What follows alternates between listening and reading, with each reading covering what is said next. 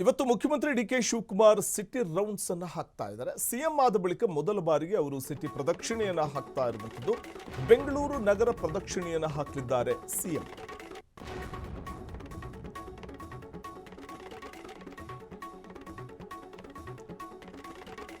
ಬೆಳಗ್ಗೆ 11 ಗಂಟೆಯಿಂದ ಮಧ್ಯಾಹ್ನ 1:30ರವರೆಗೆ ಸಿಟಿ ರೌಂಡ್ಸ್ ಹಾಕಲಿದ್ದಾರೆ ಮುಖ್ಯಮಂತ್ರಿ ಡಿಕೆ ಶಿವಕುಮಾರ್. ಆಪರೇಷನ್ ಫುಟ್ಪಾತ್ಗೆ ವ್ಯಾಪಾರಿಗಳ ಆಕ್ರೋಶ ಹಿನ್ನೆಲೆಯಲ್ಲಿ ಫುಟ್ಪಾತ್ ಒತ್ತುವರಿ ತೆರವು ಪ್ರದೇಶಗಳಿಗೂ ಕೂಡ ಭೇಟಿಯನ್ನು ಕೊಡ್ತಾರೆ. ಸಿಎಂಗೆ ಈ ವೇಳೆ ಸಚಿವ ಕೃಷ್ಣ ಬೈರೇಗೌಡ ಸಾಥ್ ಕೊಡಲಿದ್ದಾರೆ. ನಗರಾಭಿವೃದ್ಧಿ ಸಚಿವ ಕೃಷ್ಣ ಬೈರೇಗೌಡ ಸಾಥ್ ಕೊಡಲಿದ್ದಾರೆ ಮುಖ್ಯಮಂತ್ರಿಗಳಿಗೆ.